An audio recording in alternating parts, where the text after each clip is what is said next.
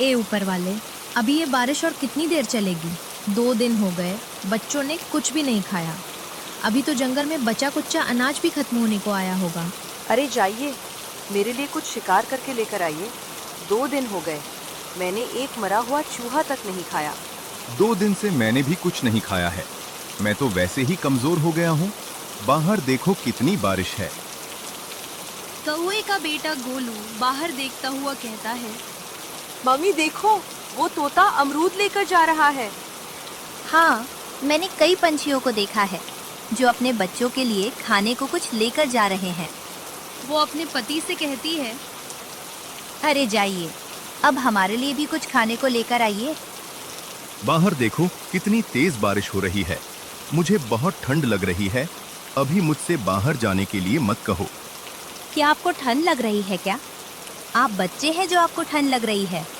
जाइए, हमारे लिए कुछ खाने को लेकर आइए। पत्नी की इतनी बातें सुनकर कौवा चुप हो गया। उसका दिल मजबूरी से भर गया और आखिरकार वो धीरे धीरे अपने घोंसले से उठा। तेज बारिश और ठंडी हवा के बीच कौवा खाना ढूंढने के लिए बाहर निकल पड़ा।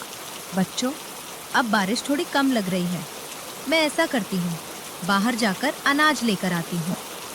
ठीक है मम्मी। चिड़िया अपने बच्चों को घोंसले में छोड़कर अनाज ढूंढने के लिए बाहर निकल जाती है। दूसरी तरफ कौवा भी बाहर खाना ढूंढने के लिए निकला होता है। कौवा उड़ते हुए कहता है, अरे इतनी बारिश हो रही है, इससे अच्छा तो मैं घर पर ही आराम करता हूँ।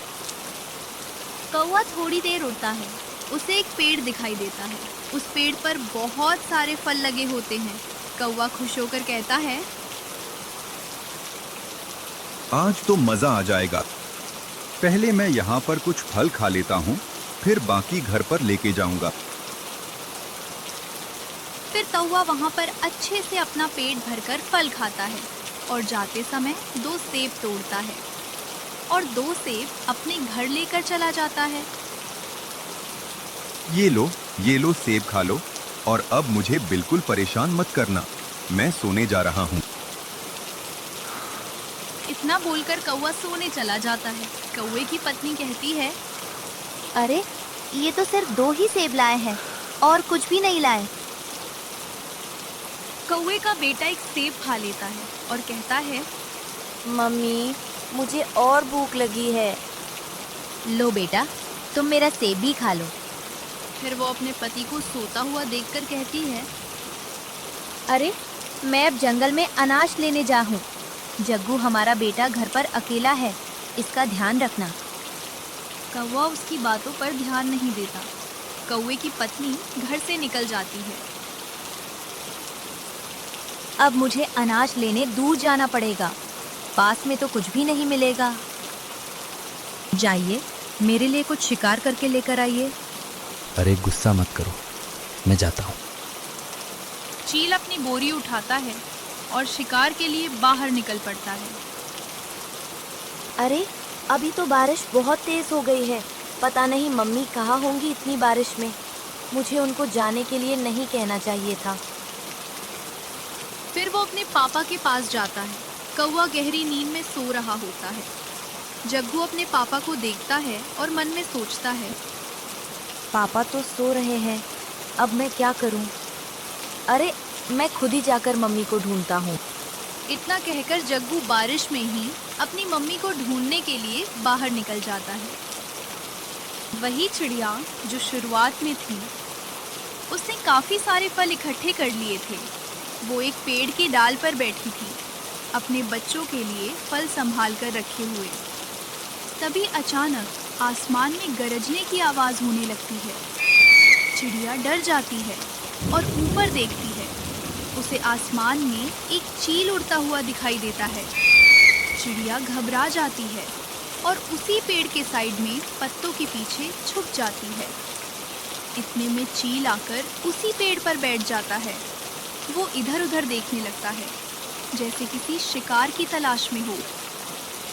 अचानक कौवे का बेटा जग्गू हवा में उड़ता हुआ वहां पहुंच जाता है। चील की नज़र उस पर पड़ जाती है। चील तेजी से उसकी तरफ झपटता है।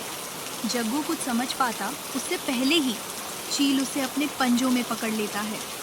जग्गू डर के चील उसे अपनी बोरी में डालकर बंद कर देता है। ये सब चिड़िया छुपकर देख रही होती है। चिड़िया के मन में डर और दया दोनों आ जाते हैं। वो सोचती है, मुझे कुछ करना पड़ेगा, नहीं तो ये बच्चा बच नहीं पाएगा। इतने में चील को दूर एक और शिकार दिखाई देता है। वो जल्दी से अपनी बोरी वहीं रखकर दूसरे शिकार को पकड़ने के लिए उड़ जाता है। बस यही मौका था। चिड़िया तेजी से बोरी के पास आती है और बोरी खोलकर जग्गू को बाहर निकाल लेती है। जग्गू डर से कांप रहा होता है। चिड़िया कहती है, डरो मत, जल्दी मेरे साथ उड़ो। चिड़िया जल्दी से अपने फलों की बोरी वहीं रख देती है और जग्गू को साथ लेकर दोनों वहां से उड़ जाते हैं। चील वापस उसी जगह आ जाता है। जिस शिकार के पीछे वो गया था वो उसके हाथ से निकल चुका होता है। गुस्से में वो वहीं रखी बोरी उठाता है और उसे अपना शिकार समझकर घर की ओर उड़ जाता है।